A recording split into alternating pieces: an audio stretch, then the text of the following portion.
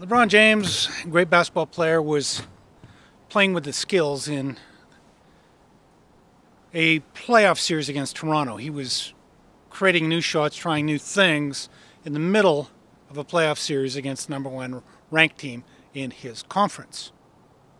I saw the same kind of thing with kids, 12-year-olds, experimenting with skill and playing with them in a plaza in País Basco.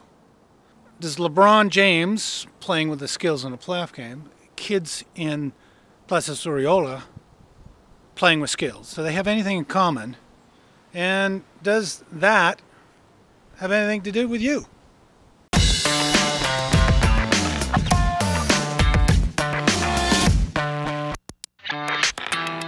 For the last 20 or so years, I've been coaching some of the best athletes in the world in their sports, summer and winter.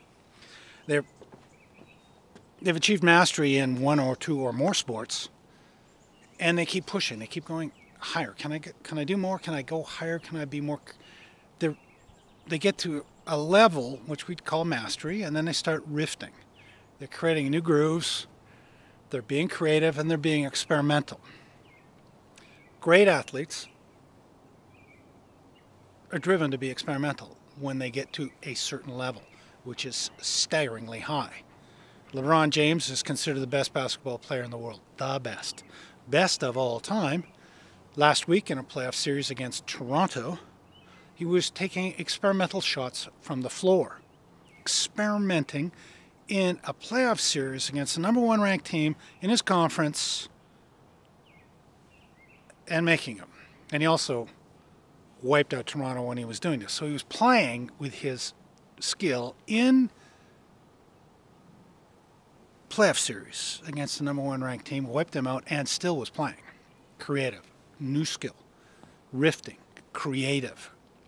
I've seen this with athletes in lots of sports and other performers in other endeavors. Kurt Browning took me out onto the ice in '92 before the Olympics, did 13 triple-triple combinations, and landed edge here, edge here, edge here, edge here. Playing with the limits, playing with form, playing with his mastery. He was absolutely at the peak of his performance. It happened to be the peak all time of his performance. I've seen kids do this. Kids in Plaza Zuriola and Donosti in the evening playing. And one kid against his friends defending went a dozen times. Pulled him to the left, looked for a gap between the trailing defenders, flicked the ball between them, leapt between them himself following the ball, and he was alone one-on-one with a goaltender. Took him 6-8 times, repeating it to play with it to get it down. Once he got it down, he did it about 3 times in succession, scored every time. Now in Donosti, in La Liga, there's a young player, Adnan Januzaj, doing the same thing. He was washed out of Manchester United last year, and most people considered him finished. He had a major blowout with the coach at the time, Louis van Gaal, and they went head-to-head. The kid's a hardhead. They pushed back. Man U sold him cheap.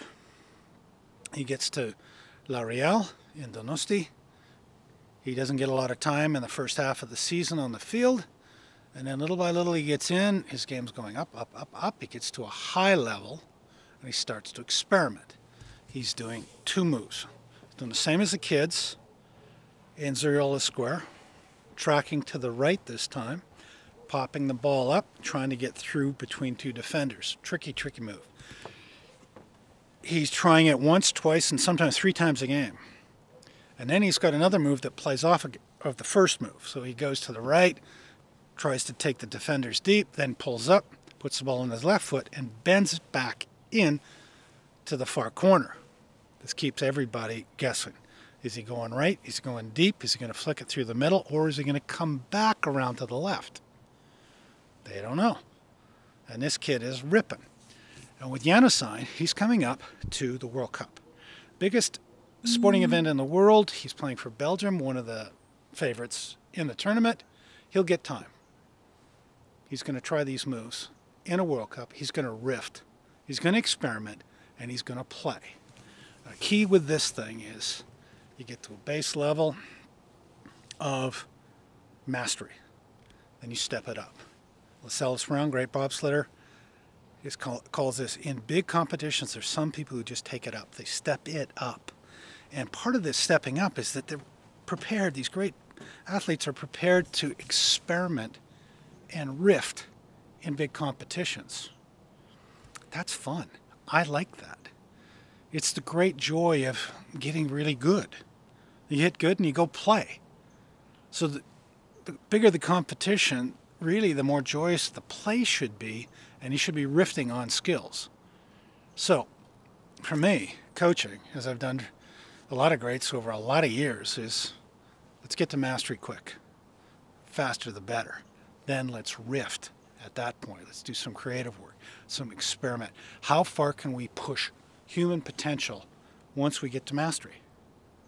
You know, King did it this year. He just took it out of the park. Nobody's seen anybody at 43 in that kind of shape doing the things he did. But the greats keep doing this. LeBron's doing it in basketball. Janusein's trying to pull off something brilliant this summer in soccer. King did it this winter. The greats play. They get to mastery, they play. But it has to be loose. It's got to be joyous. It has to be creative. You can't do creative as an engineering program. You can't take a slide rule and measure it. You got to play with it. That's a lot of fun. Try it.